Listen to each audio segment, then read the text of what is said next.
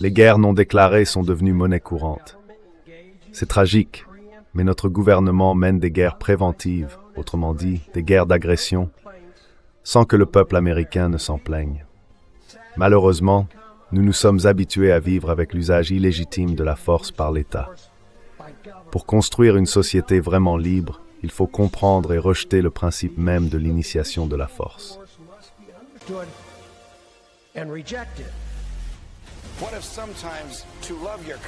Et si parfois aimer son pays voulait dire qu'il fallait changer ou même abolir le gouvernement? Et si Jefferson avait raison? Et si le meilleur gouvernement, c'était celui qui gouverne le moins? Et si c'était dangereux d'avoir raison quand le gouvernement a tort? Et s'il valait mieux mourir en se battant pour la liberté que vivre en esclave? Et si le moment le plus critique pour la liberté, c'était maintenant?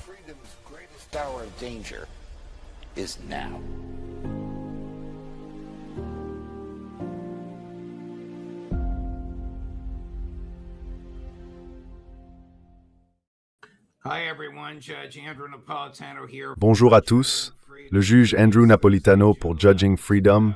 Aujourd'hui, nous sommes le jeudi 11 juin 2026. Max Blumenthal est avec nous. Max, toujours un plaisir. Merci beaucoup. Je voudrais te parler d'une révélation publique à propos de quelque chose que tout le monde à Washington savait déjà. Le Mossad, les services secrets israéliens, espionnent les personnes avec lesquelles le président communique, et donc, bien sûr, le président lui-même. À Washington, à la Maison-Blanche et à Mar-a-Lago. Pour moi, et j'en parle depuis presque toute la semaine, l'histoire, ce n'est pas l'espionnage. L'histoire, c'est le fait que quelqu'un, à l'intérieur, soit allé en parler au New York Times. Tu peux nous éclairer un peu là-dessus?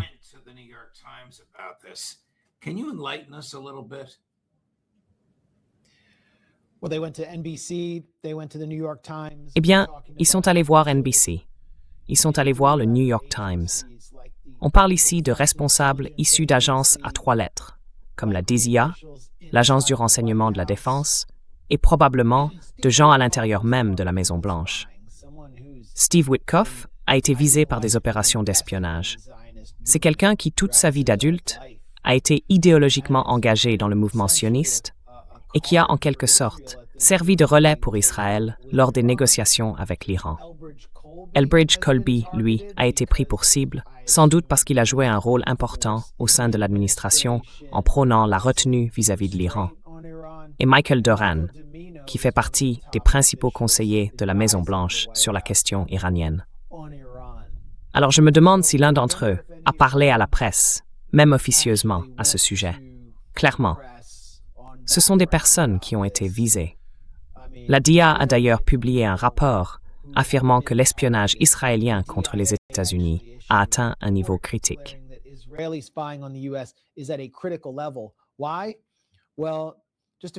Pourquoi? Eh bien, juste quelques minutes avant qu'on commence, Donald Trump est allé sur Truth Social pour annoncer qu'il reportait le bombardement de l'Iran. On en reparlera peut-être un peu plus tard. Il dit vouloir travailler sur un possible mémorandum d'entente avec les Iraniens. Peut-être un accord. C'est à peu près la 38e fois qu'il annonce ça, donc je ne le prends pas très au sérieux.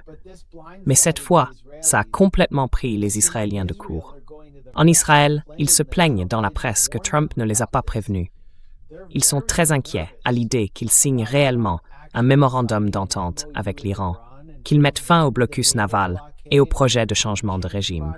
Et ça, ce serait tout simplement dévastateur pour Benjamin Netanyahou et pour l'ensemble du projet israélien visant à détruire la République islamique et à débloquer les avoirs gelés.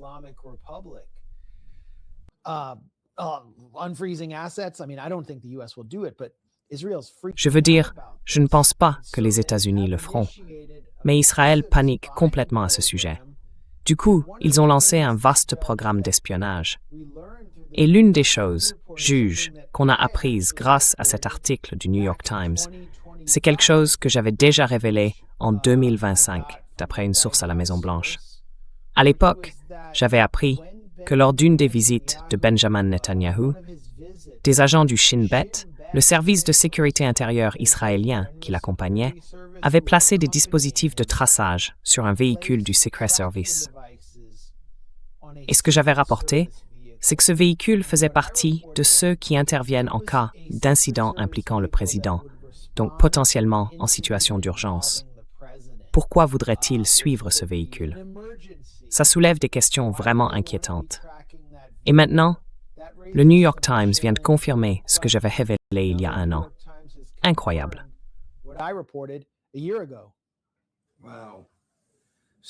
Donc Whitcroft est un agent israélien. On le sait. Un atout, je dirais. D'accord, un atout.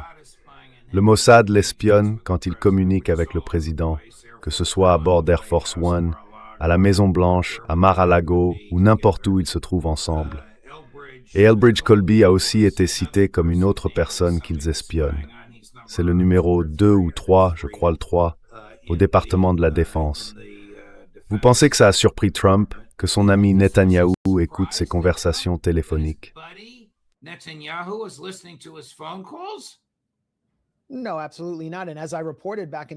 Non, absolument pas. Et comme je l'ai déjà rapporté en 2025, Donald Trump craint les conséquences d'un affront à Israël. Tout comme Charlie Kirk, par exemple, redoutait Netanyahou et sa colère, au moment où il commençait à se détacher du discours pro-israélien de TPUSA pour adopter une position plus indépendante et plus critique.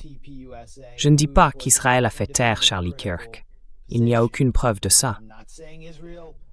Mais ce sont les attitudes de ces personnalités, d'après mes échanges avec des gens qui ont passé beaucoup de temps avec eux. Et vous savez, encore une fois, ce que j'avais dit que beaucoup trouvaient fou à l'époque a été confirmé, les dispositifs de suivi sur le véhicule du Secret Service.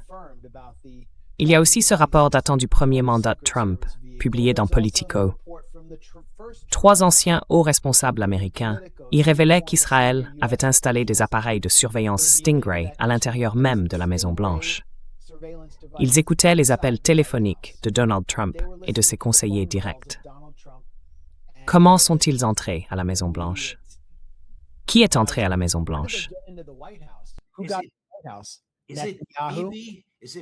C'est Bibi. J'allais justement te poser la question. C'est Bibi lui-même qui a placé ses appareils derrière des toilettes à la Maison-Blanche.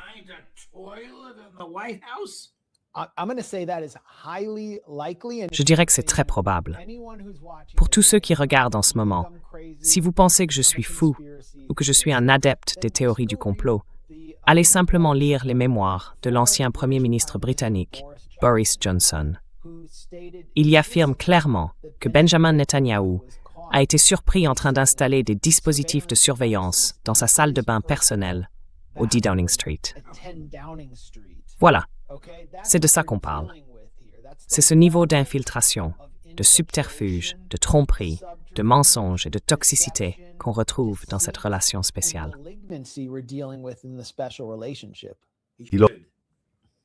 Oui, et bien pour ça, pour le génocide.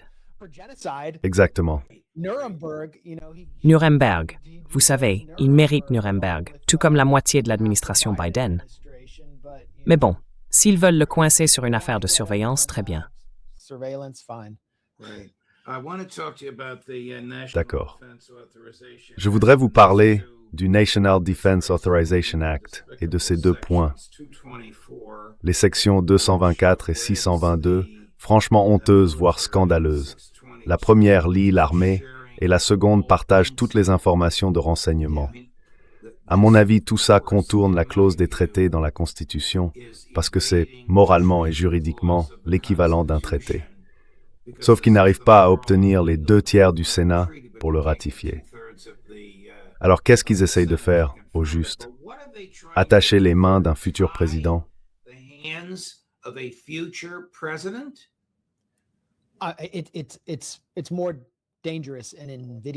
C'est encore plus dangereux et plus insidieux que ça.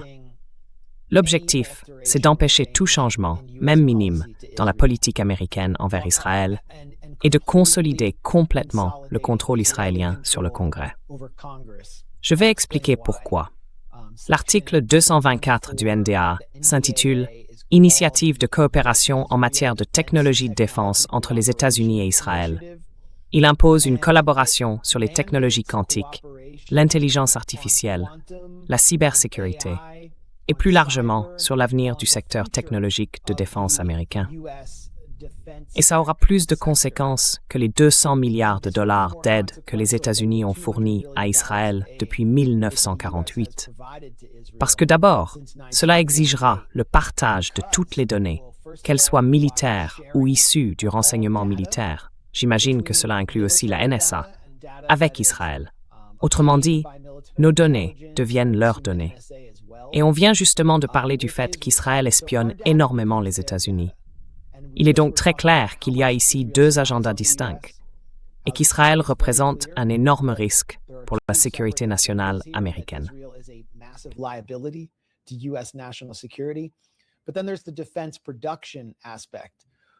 Mais il y a aussi l'aspect de la production de défense.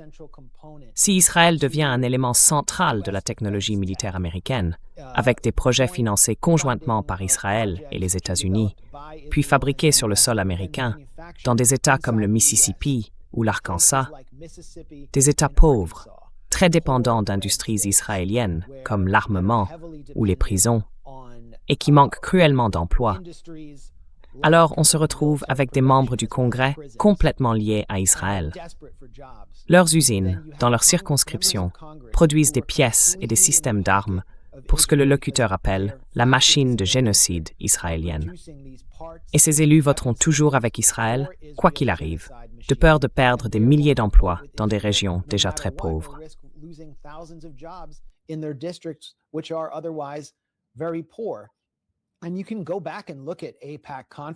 Vous pouvez revoir les conférences de l'AIPAC et les messages que les membres du Congrès y font passer.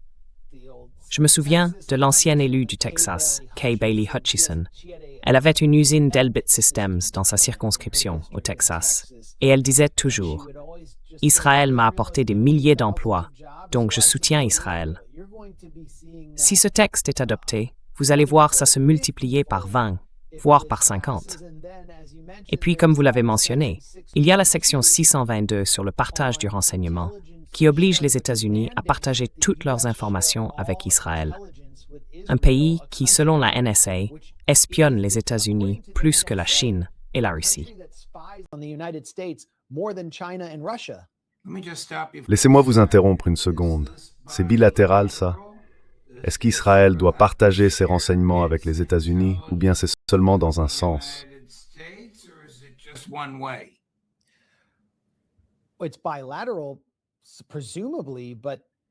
C'est un accord bilatéral, sans doute, mais Israël n'a pas de constitution avec des clauses sur la vie privée. Israël est un pays beaucoup plus faible. C'est sans précédent. Les États-Unis n'imposent pas le partage de renseignements avec un autre pays. Alors pourquoi Israël? Un pays qui mène une guerre sur 8 fronts, dont le 8e, c'est les États-Unis eux-mêmes. Les sections 224 et 622 vont renforcer le contrôle israélien et la fusion d'Israël avec le gouvernement américain, d'une manière encore plus puissante que tous les influenceurs qu'il finance et que tout le poids du lobby pro-israélien réuni. C'est le projet de loi le plus dangereux actuellement au Congrès. Toute personne inquiète du rôle qu'Israël joue en annulant complètement l'opinion du public américain, qui, au-delà des partis, s'oppose à cette guerre contre l'Iran, économiquement destructrice et meurtrière, doit intervenir, appeler le Congrès et agir pour bloquer ce texte, parce que les factions pro-Israël au Congrès ont déjà empêché une résolution visant à le stopper.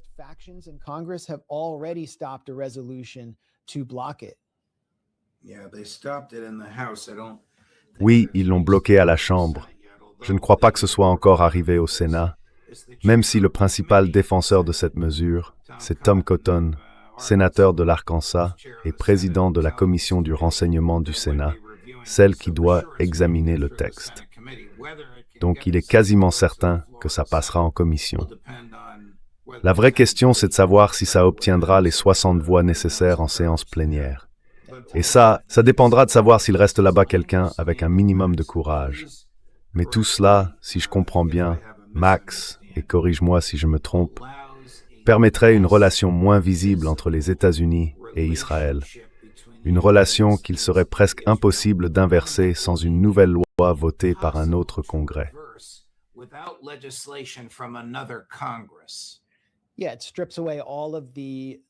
Oui, ça supprime tous les mécanismes de contrôle diplomatique, les mécanismes de contrôle politique, et ça déplace la relation spéciale entre les États-Unis et Israël, en dehors de ces circuits, vers un univers beaucoup plus flou, beaucoup plus opaque, celui du Pentagone et du secteur de la défense. Et là, tout peut être dissimulé au nom de la sécurité nationale.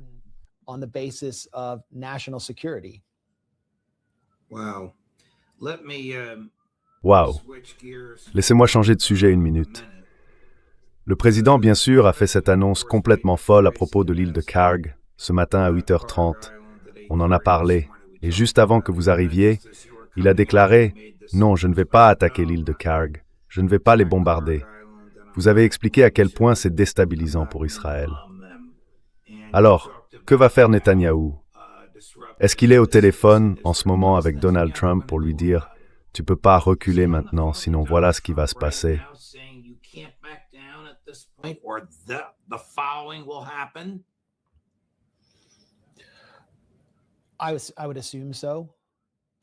Je suppose que oui. J'avais raison la semaine dernière quand j'ai prédit que Netanyahou chercherait littéralement à faire échouer tout accord possible entre les États-Unis et l'Iran en bombardant le quartier de Dahia à Beyrouth.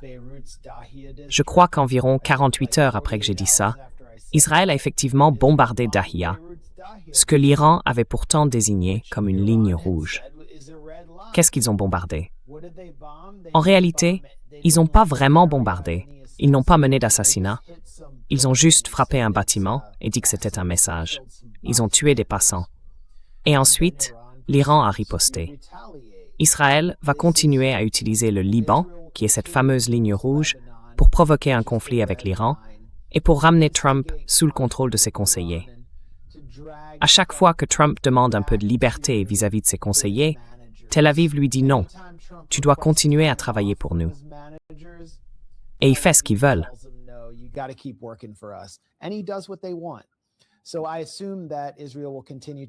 Donc, je suppose qu'Israël va continuer à intensifier ses opérations au Liban, où il mène en ce moment un véritable projet de nettoyage ethnique dans le sud, en expulsant 1 million de citoyens chiites libanais. Et il continue d'attaquer la banlieue de Dahia, où il n'y a pourtant aucune cible militaire, dans le but d'attiser le conflit. Il est aussi possible qu'Israël attaque unilatéralement l'Iran à un moment donné. Netanyahou tient une réunion du cabinet de sécurité. Je crois qu'il en a tenu une aujourd'hui. Et ils sont très mécontents de l'annonce de Donald Trump. Je dois dire que je ne crois pas que Donald Trump soit sérieux à propos d'un accord. Il retarde peut-être les choses, simplement parce que la cérémonie d'ouverture de la Coupe du Monde a lieu en ce moment et que l'agence ICE doit encore détenir plus de responsables et de joueurs de football. Je ne sais pas ce qu'il attend, mais je ne crois pas qu'il soit sérieux à propos d'un accord.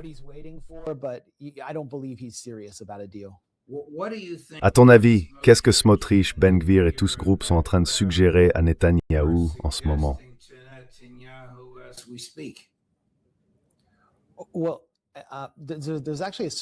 En fait, il y a une vraie divergence entre Ben Gvir et Smotrich. Sur quoi exactement?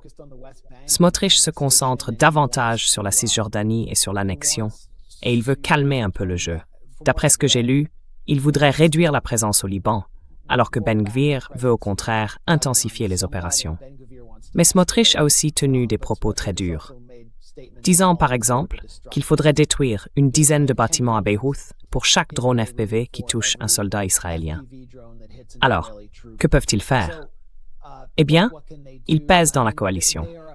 Ils pourraient menacer de se retirer. Et la semaine dernière, Netanyahou a eu une réunion de sécurité très tendue avec Ben Gvir, au cours de laquelle, d'après des fuites, Netanyahou aurait plaidé contre lui.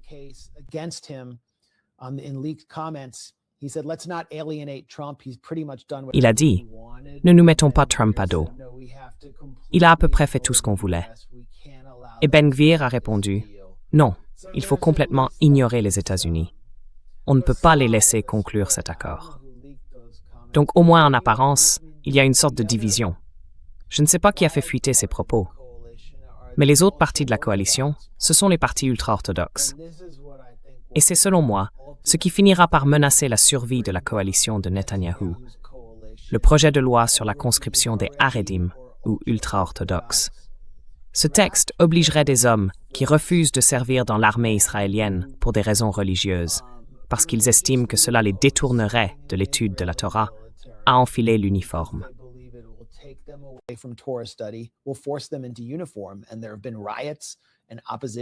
Il y a eu des émeutes et de l'opposition. Et vous savez, ce n'est pas seulement le parti ultra-orthodoxe, c'est aussi le parti Chasse, qui représente le secteur religieux du public mizrahi, un grand parti en Israël, et qui s'oppose à tout ça. Donc pour maintenir sa coalition, Netanyahou doit permettre à ce secteur de la population israélienne, qui vit essentiellement des aides de l'État et ne participe pas à l'armée, de continuer à étudier la Torah toute la journée. Et en même temps, il renforce et donne plus de pouvoir aux représentants d'un public israélien plus laïque, mais toujours un peu fascisant, comme Gabi Ashkenazi, l'ancien chef d'état-major de l'armée israélienne. C'est un homme issu du milieu militaire.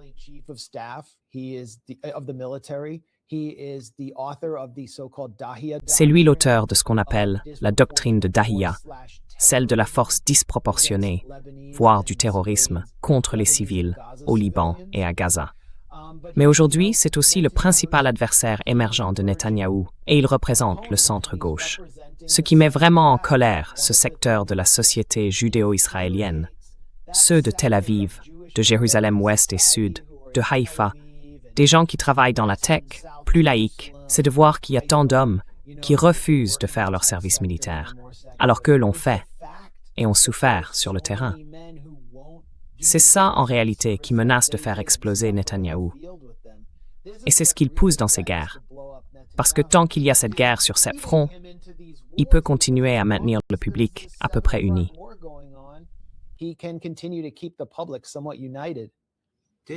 La Cour suprême israélienne n'a-t-elle pas décidé qu'ils étaient soumis à la conscription, comme tout le monde? Ça ne veut pas dire que ce sera mis en œuvre. Netanyahou traîne les pieds là-dessus depuis aussi longtemps qu'il le peut, à cause de la fragilité de sa coalition. Que cherche à faire Jared Kushner, le gendre du président et membre du duo de négociateurs, en Albanie? Et comment ça a-t-il été accueilli sur place?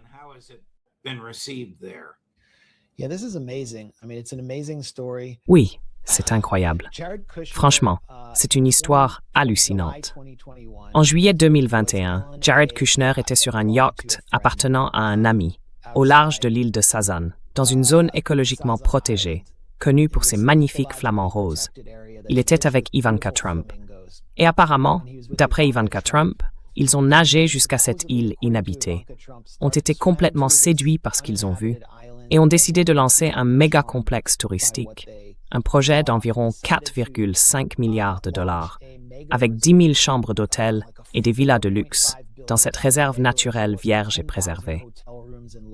Il se trouve que le yacht sur lequel ils étaient appartenait à Nathaniel Rothschild, de la famille Rothschild, qui fut cliente de Jeffrey Epstein et est connue depuis longtemps pour avoir financé des guerres et toutes sortes d'activités douteuses.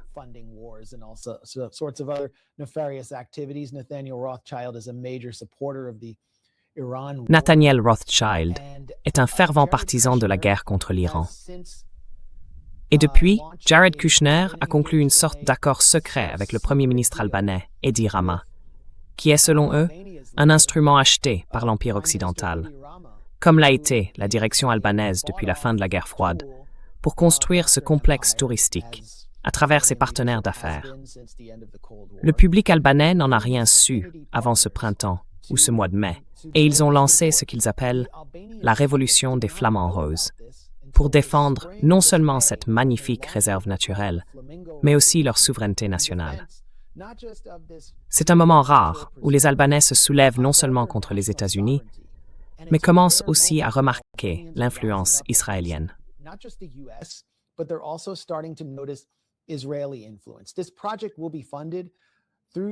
Ce projet sera financé par Affinity Partners, la société de Jared Kushner, qui sert en réalité de véhicule d'influence étrangère pour des pays comme l'Arabie saoudite, qui le finance, ainsi que le Qatar, où une entreprise qatari sera copropriétaire. Et les Albanais ont raison de pointer du doigt ces monarchies du Golfe, mais aussi Israël, à cause des liens profonds et durables de Jared Kushner avec ce pays. Il faut aussi rappeler que l'île de Sazan est une ancienne base militaire soviétique, située dans un détroit très stratégique, rempli de bunkers nucléaires. Et en ce moment, c'est très à la mode, dans la classe des milliardaires, ce qu'on appelle la classe Epstein, d'acquérir leur propre bunker en prévision d'une guerre ou d'un énorme retour de bâton lié à leurs activités.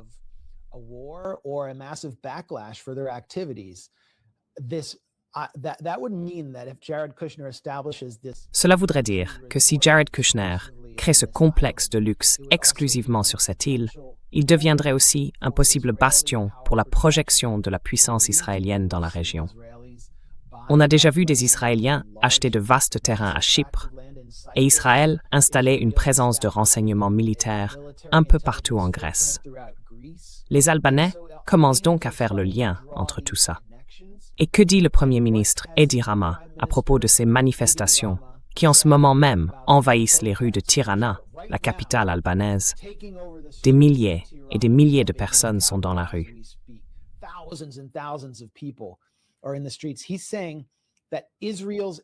Il dit que les ennemis d'Israël sont derrière ces manifestations et qu'il fait face à une guerre hybride anti-israélienne.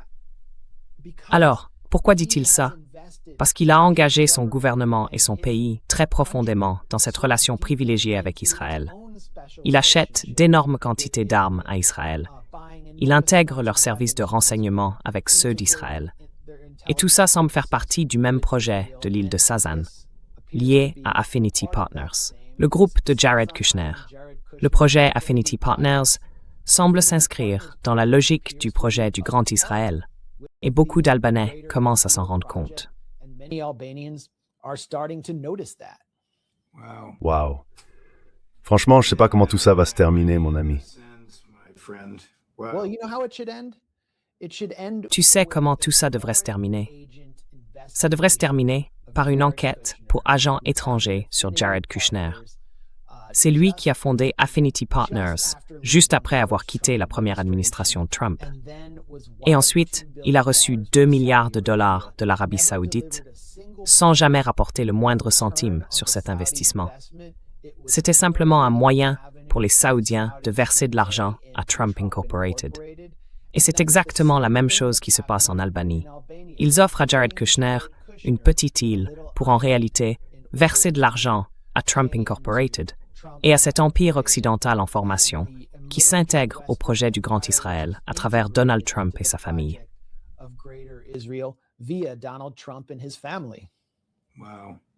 Wow. Merci beaucoup, Max. J'aimerais ne pas te voir filer, on pourrait continuer à en parler. J'apprécie vraiment, comme toujours, toute ton analyse, mon ami. Je te souhaite le meilleur. On se retrouve la semaine prochaine. Merci beaucoup, monsieur le juge. Merci. Dans un instant, à 15h15, si vous nous regardez en direct, dans 14 minutes, nous parlerons de tout cela avec le colonel Douglas McGregor et le juge Napolitano pour l'émission Judging Freedom.